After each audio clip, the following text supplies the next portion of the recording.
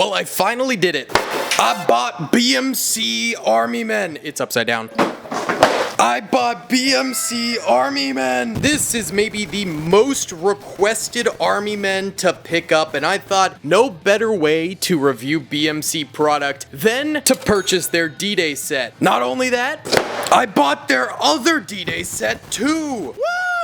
So we are going to be able to make a massive Army Men Toy Soldier D-Day utilizing BMC toys. Now, these are actually already extremely detailed just from the packaging. It's very cool looking, and they give little descriptors. So there's two famous characters in this one, Erwin Rommel, aka the Desert Fox, and Theodore Roosevelt Jr. over here. And then on the back, it kind of details everything that you're going to be receiving. This one takes a different approach by going over some tanks that you're going to be getting, as this is more focused on the tank portion of D-Day, aka like, you know, D-Day +1, +2 as they storm Normandy. But let's start this thing off with Utah Beach here. Be sure to hit that like button, subscribe. We're on our way to 10,000 subscribers on this channel, and comment down below what else you guys want me to make out of Army Men Toy Soldiers.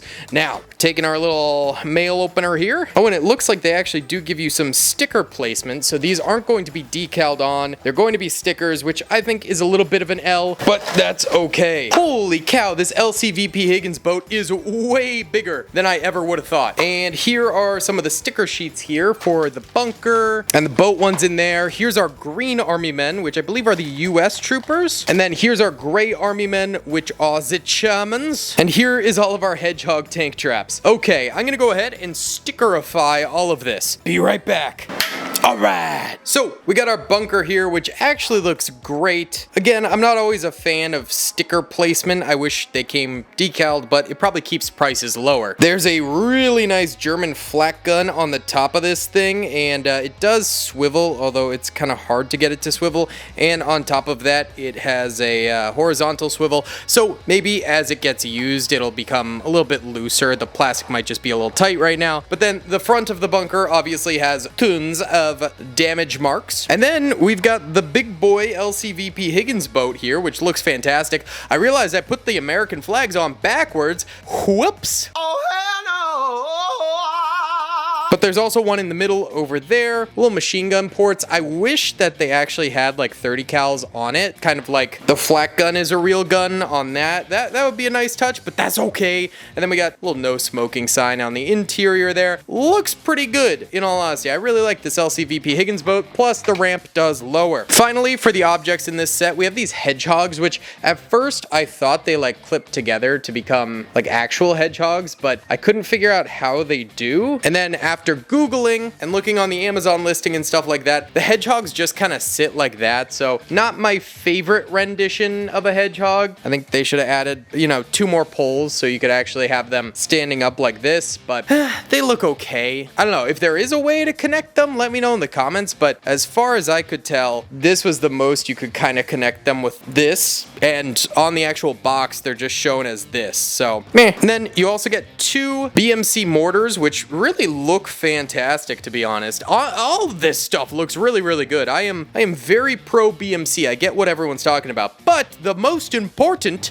is gonna be the figs, baby! That's awesome! Upon first look of the US Army troopers here, I'm both kind of excited, but also not. Their heads just look really goofy, dude. Like, look at it looks like a balloon head. And the helmet is almost like on top versus just kind of like around his head, if you get what I mean. I mean, they look just a little bit goofy to me, you know? Beyond that, the detail's great. I mean, very unique positions. We got a BAR man off rip and nice detailing all around his kit. I like that. And they're very sturdy. They stand with no problem, which you cannot say the same about a lot of the other brands. But yeah, it just, the heads just look really weird to me, man. This is a bazooka trooper who's like laying down, I guess.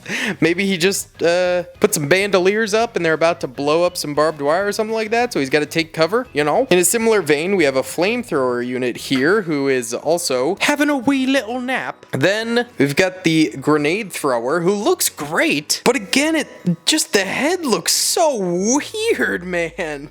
It's true. It looks so bizarre. Here we have another BAR unit, this one kneeling, and again, he's got like the egg head. This one's pretty sweet. This is actually a Maxim machine gunner, and then you've got the ammo belt guy who's feeding his weapon. I think it'd be a little bit cooler if it was like a 30 cal or some, Browning 50 cal, although that might be a little bit heavy, so a 30 cal would make sense. But still looks great. I really like these two. This guy's helmet's a little better. It's still pretty big. It just makes him look like big old eggheads. Oh, and then here's Theodore Roosevelt Jr. Very nice. We got my boy just getting shot. Why does he look like Ernie from Sesame Street? Or is it Bert? The one with the long nose. But either way, he's got a nice M1 Garand, it looks like. Maybe it's a Springfield? I can't tell. We have another BAR man here. What's with all of the BAR men? It's odd. There's so many of them. This is definitely an M1 Garand soldier here. Kind of taking cover. I like that. Oh, and this, I believe, is a mortar man. That's actually sick. So you can see, can tuck the mortar man like that. And then, oh, here. Oh, this is awesome. Hold on. Yes, BMC Toys coming in clutch. This is amazing. So you've got that mortar man here who is loading the mortars. And then this guy who's handing him additional mortars. That's so dope. Cool. And then we have one more trooper here who again has what looks like another BAR based on the magazine right there. But this guy's weapon is way too small compared to the other ones. There's definitely some odd sizing things going on here, but that's the US Army. Again, I really like that BMC has so much differentiation between their troopers, but simultaneously, they're not my favorite looking troops. I don't know, maybe that's a controversial hot take, because these guys are like the most popular besides Timmy, I feel like. But now, we have the Germans. Jawohl. I wonder how the Stahlhelm is going to be looking here, since I did not love the look of the M1 pot helmet. Let's see. Oh, first of all, ooh, Erwin Rommel looks dope right there. Holy cow, my boy looks dope. His Atlantic wall, though, probably gonna fail. Wait, what? Okay, the Germans, yeah, they kind of suffer from the same problem, I would say, that the Americans do. The very large head. It's a lesser problem on the Germans, but it's definitely there. They just look a little freakish. Not as bad as the Americans, though, I will say. So we've got a Car 98K trooper right here. Oh, yo, what? That's cool. They actually have different mortar positions for the Germans. So we've got the German mortarman, and then we've got the guy doing the handoff to him as well. That looks so good. Although he's not quite raising it up enough. Wait, can I maybe bend the mortar down a little bit farther?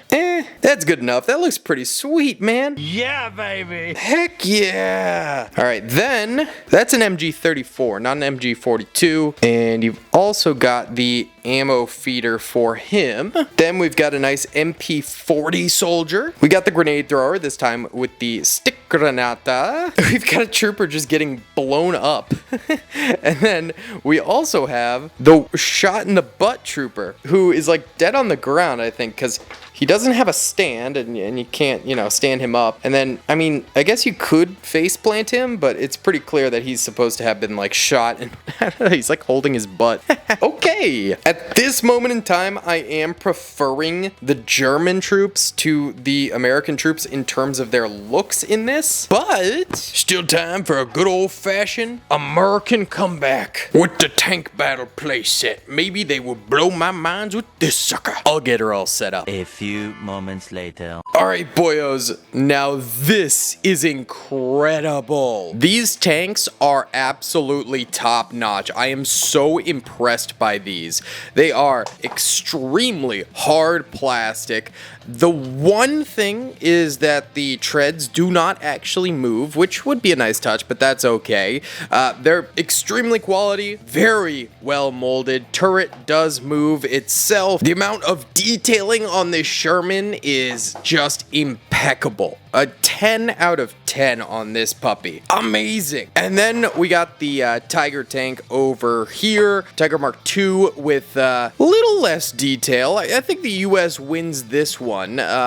Just the Sherman is just absolutely peak. The Tiger is also cool, but yeah, maybe not quite as cool. Still looks absolutely incredible. Once again, treads do not move, but that's forgivable. Just the amount of detail details on these. I'm blown away. Now, let's see if the actual infantry that comes with these puppies in this D-Day tank battle kit is any good. Bada boom! Let's once again start off with the US over here, mainly for the fact I want to see how their heads look, and oh no, it looks like we have repeat soldiers. I was kind of hoping they'd be different, but we have the Grenadier there, the kneeling BAR man, the standing BAR man, a second standing BAR man. There's too many BARs, bro. Most of these guys should have M1 Garands, or Springfields, or even Thompsons. BAR men were not this common on the beaches.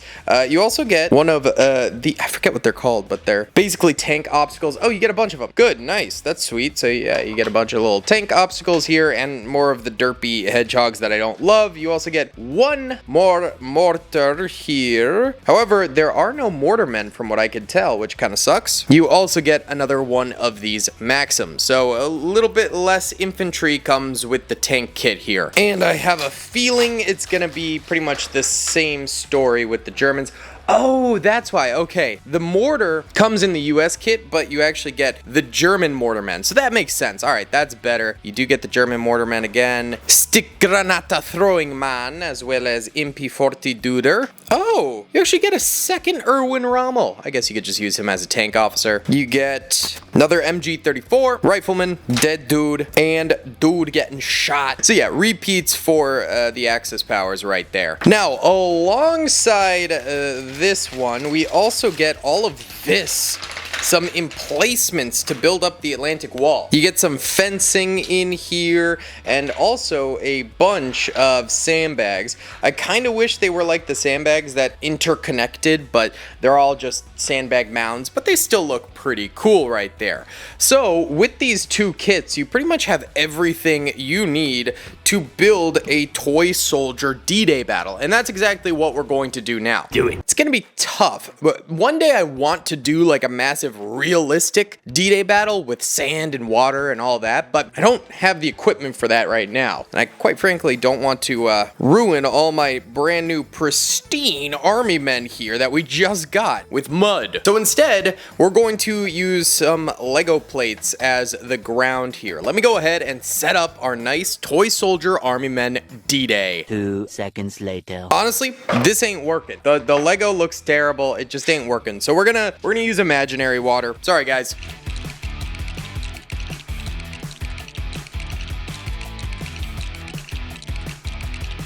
Alright boys, a smaller scale D-Day, but I promise to do a bigger one in the future. I think these sets are actually pretty awesome from BMC Toys. So coming out the LCVP Higgins boat here, we have a man just getting shot, and behind him is the rest of the crew just firing outside the boat. Seeing their friendo getting shot, they're probably like, maybe we stay behind the metal beams for a little bit longer. To their right, we have the Sherman firing inwards. We got Theodore Roosevelt Jr. over here leading the charge, while we've got grenadiers behind him throwing granatas and BAR men firing away. At the fence line here, we've got some troopers laying down, waiting to get some explosives in there to blow it up. Behind them, got a little bit of cover fire coming in from machine guns as well as mortar fire. And as for the German lines this way, we've of course got our Tiger tank and a lot of German troopers coming out from over here, throwing stick grenades, firing over sandbags, a multitude of soldiers being shot, mainly from the machine gun over this way. More of the same around the bunker defensive position over there. And then we have Erwin Rommel and a marksman up top of the bunker where the flak gun is. I wish there was a soldier that could actually man the flak gun. That would be really, really cool. That'd be a great addition, but sadly, no. So fellas, certainly a smaller D-Day, but I want to do a very realistic one in the future. Let me know in the comments if you guys have any ideas for that, or if you just like to see something different. Also, what products should I purchase next? Should we go with Timmy next? Because I know a lot of people say those are the GOATs. Others are BMC fans. Others, like myself, like Toy Soldier Central personally, but that is a bit, let's just say pricier. Either way, guys, thanks so much for watching. I hope you enjoyed. Please be sure to hit that like button, subscribe, and comment down below. I'll see y'all in the next one. Peace!